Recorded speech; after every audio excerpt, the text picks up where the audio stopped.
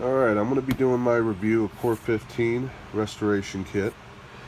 Now, I picked this kit, so I'm working on my 1969 El Camino, right, and really working on the interior.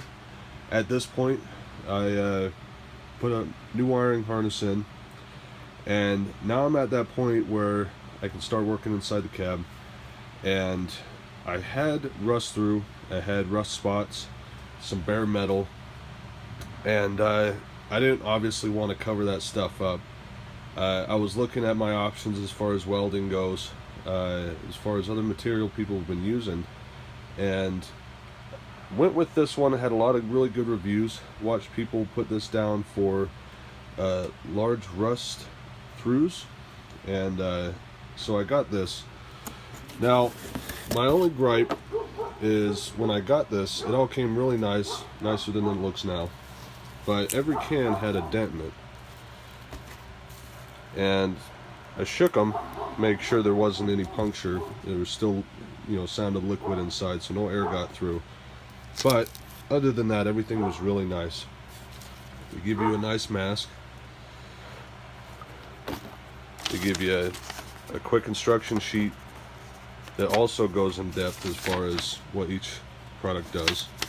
In the back here is the quick instructions. Each can has its own instructions written on it, okay, because it comes with a silver and it comes with a black. Wasn't quite sure why there was the two, but the instructions, the cans are the exact same thing. The instructions, everything. The instructions tell you that if you're using the weld patches, I don't know, the substitution for welding, to use the silver. I don't know why, I just did it. So, comes with a bunch of different size brushes. Comes with a scoop that, as far as I understand, is for the solvent if you want to dilute the black. No, I didn't. Comes with a top coat that you want to put on after everything is dry. This stuff is not good in the sun. It changes colors. In the sun, it gets a little lighter in color. Everything I'm doing, majority of what I'm doing is not going to be in the sun. It's going to be underneath carpet and sound deadener and seats. There is some spots, if I know it's going to get hit by the sun, I'm going to go ahead and put it on there when I come to that point. It comes with epoxy putty. Now, I heard that this hardens like rock. So, I'm going to use that to cover up some holes I'll show you in a little bit that I'm not going to need. The prior owner, he wanted to put the gear shift on the floor. He already drilled the holes and put it in place. I'm going to move it up to factory steering column. So I'm going to use this to plug up some holes that have been ran through the firewall that I don't need. Redoing the wiring harness, I was able to consolidate everything into one or two holes. So I have some plugs on the way that weren't expensive, but it's kind of a bummer now that I have those coming and I've got this. But I'm going to use this because it's more permanent than a rubber plug. So they give you these sheets as a substitute for welding. I've already cut out my pieces.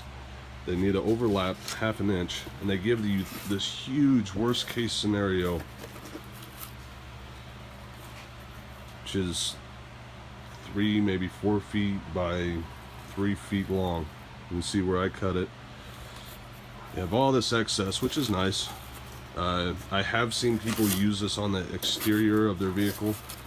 I don't know if I'm going to. I have some pretty good rust through. Here in the Utah weather, this is what you get. When I come to do that, I'm going to have to decide whether I'm going to go the old-fashioned way of welding it, or if I'm going to do that, I'll probably go welding. So, to start off, you go through,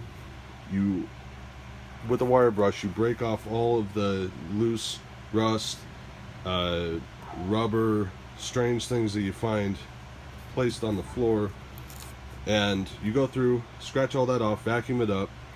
You go ahead and add a 3-to-1 ratio, I believe. Spray it all over the cab. Get a bucket of water, throw it up in there, get a little cup, get all the little areas, protect your work, your dash, things that you don't want to get wet. You protect all your plugs, things that would have a problem. Anything that's not metal, anything that you don't want rusting and corroding. Spray it on there, get your water, use a shop vac. Well, I use the shop vac, it works really well. Take the filter out, suck it up all the water, and it's not going to ruin your shop vac. It worked really well. There were little grits and stuff that I didn't get with the vacuum initially. Did that twice. Each time the water was dirty, and so it worked really well. Then you go through and there's a nozzle that's not here in the box. I'm not sure where it's at, but it screws onto the head of this, the metal prep, and you go through and you spritz everything. You do the same process with water, suck it out.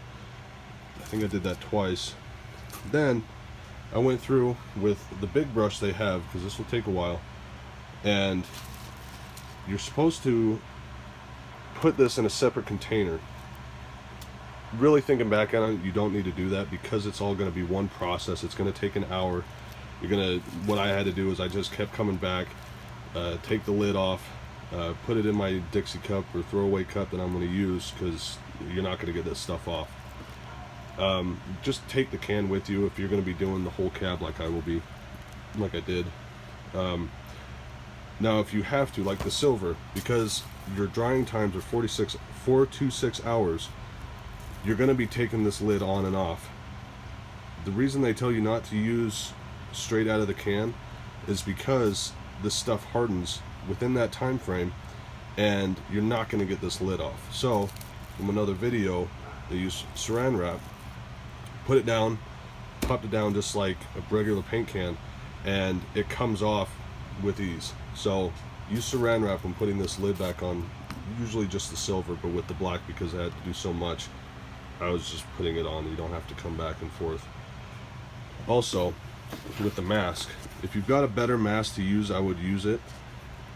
This is an okay mask, but you could still smell fumes. I got a headache after being exposed to this stuff for an hour when I was doing the whole interior. I don't know what it was from. I'm assuming it was from the fumes, but even the can says that it can hurt your lungs. So I figure the company knows what they're doing. They'll give you what's going to protect you. But if you've got a better one, use it. I'm fine now. Like I said, I don't know what it was that gave me the headache. Probably this stuff.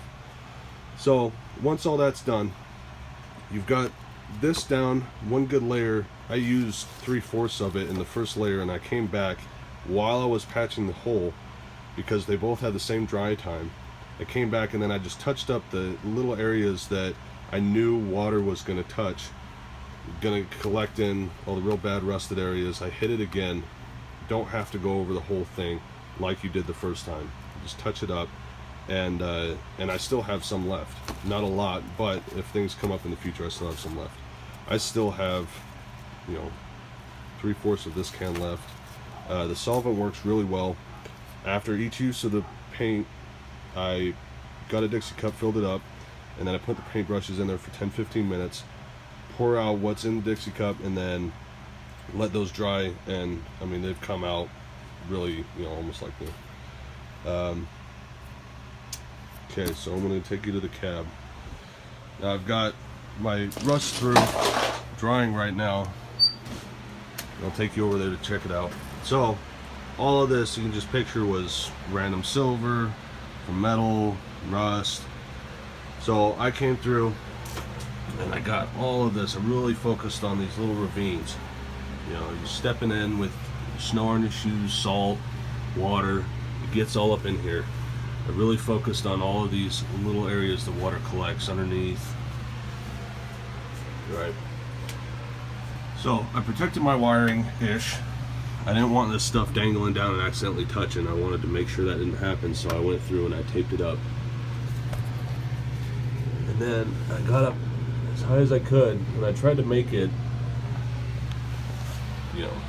uniform, flat. Now, it had this rubber material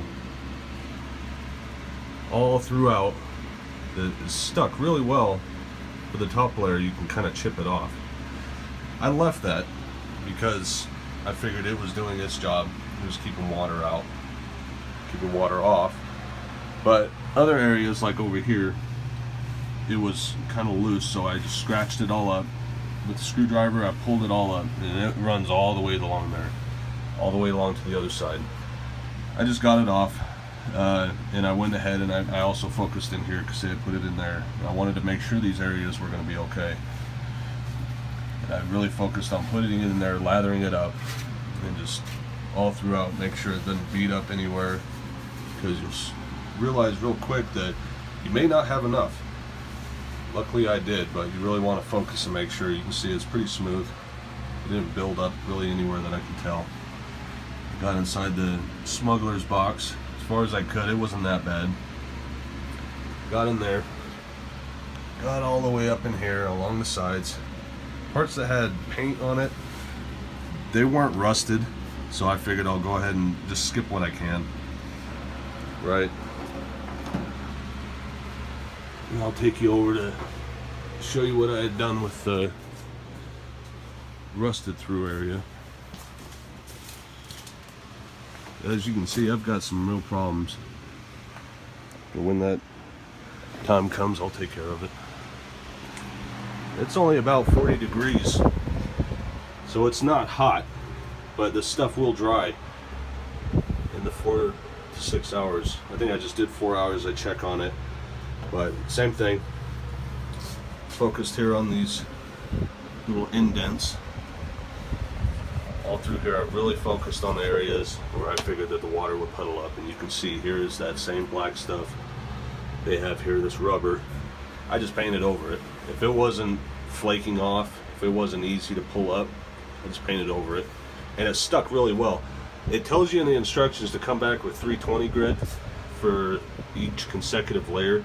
Pure laziness, I didn't do it, and I still went over it without scuffing it up, and it's dry. You know, it held on real well. Now here's the rusted through area. All of this, you can see I've got another section of this video where it rusted through to the other end. There's another layer underneath. So I cut this to size, put it down, and it's about an hour now, and I couldn't get it to fold down into these little, see, the whole thing just wants to lay flat. It's not super flexible, but I figured once it starts to dry a little bit, I cut right here. It's not working there, but it worked over here. I did a little cut, and then I'm just gonna push it and see if I can get it in that halfway point where it's dry. It's not quite dry yet, but it did work here. See, I did that cut there, and I was able to push it up against there. So wait 4 to 6 hours. I've got a fan on behind me that blows in here the whole time. I didn't have it on last night, but it's still dried pretty well.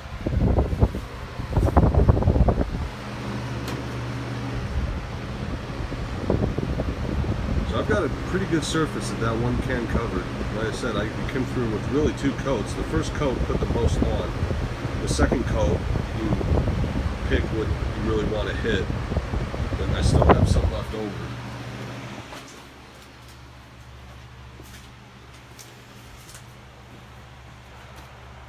So, in the end, this stuff is working out really well. I really just want peace of mind, knowing that once I put my sound deadener on my carpet, that it's not going to rust through anymore. I don't have to dig all that stuff back up to get a spot that's rusted through.